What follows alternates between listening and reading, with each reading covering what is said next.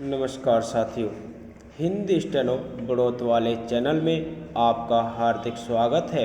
आज की डिक्टेशन रामधारी गुप्ता खंड 2 से प्रतिलेखन संख्या 52 90 वर्ड पर मिनट की स्पीड से होगी। तो आइए शुरू करते हैं।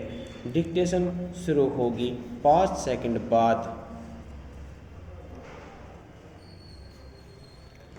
स्टार्ट।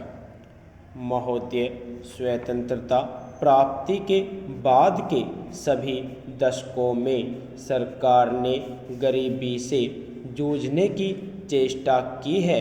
इस समस्या पर अब तक काबू न पा सकने का एक महत्वपूर्ण कारण यह है कि हम वृद्धि और प्रगति की उस दर को प्राप्त नहीं कर सके जो पर्याप्त ऊंची हो।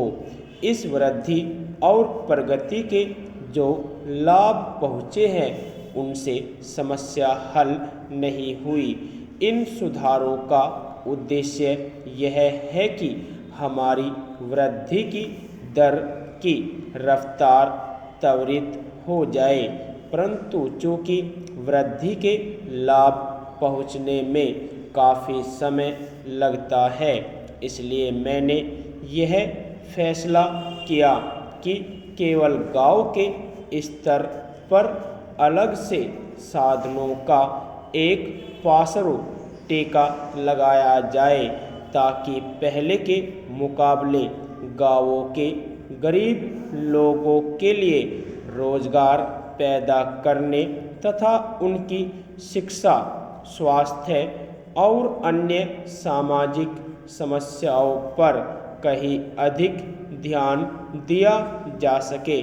इसे बाईपास मॉडल कहा जाने लगा है, जो गांवों में गरीबी के एक महत्वपूर्ण कारण पर ध्यान देता है, अर्थात वर्ष भर गांव में पूर्ण रोजगार का अभाव, जिसके फलस्वरूप रोजगार ढूंढने के लिए गांव वाले गांव छोड़कर शहरों की ओर जाने को विवश होते हैं। विश्व भर में आमतौर पर सुधारों के साथ मुद्रास्फीति आती है। उसकी कठिनाइयों को पूरी तरह मिटाने की बात तो नहीं हो सकती, परंतु उन्हें कम करने के लिए मैंने नए सिरे से मजबूत बनाई गई सार्वजनिक वितरण प्रणाली को लागू किया है, जिसके अंतर्गत गरीब लोगों को अनाज विशेष रियायती दरों पर दिया जाएगा। मुसीबत में पड़े कारखानों के मजदूरों की सुरक्षा के लिए राष्ट्रीय नवीकरण कोष शुरू किया गया है। मुद्रास्फीति को न्यूनतम करने का कोई भी प्रयास छोड़ा नहीं गया।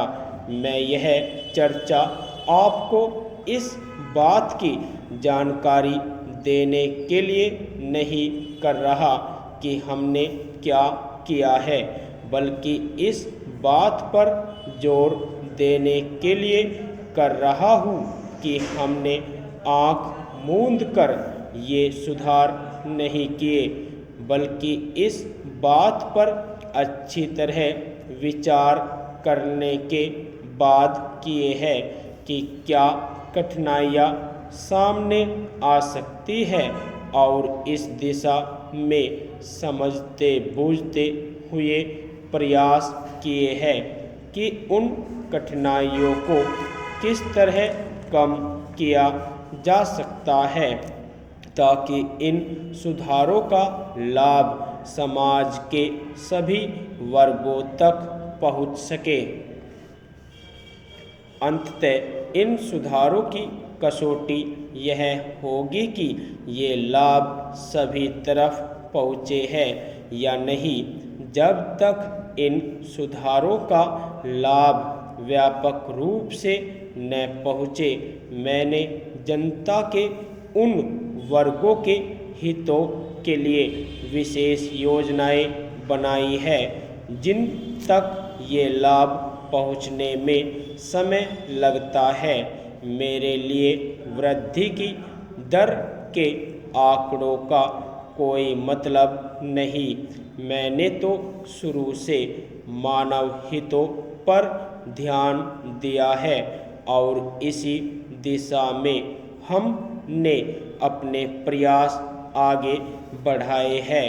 आज ज़रूरत इस बात की है कि हम बड़ी सावधानी पूर्वक यह देखें कि समय समय पर हमारे सामने क्या बाधाएं आ सकती है और उनको तत्काल और प्रभावकारी ढंग से दूर करें।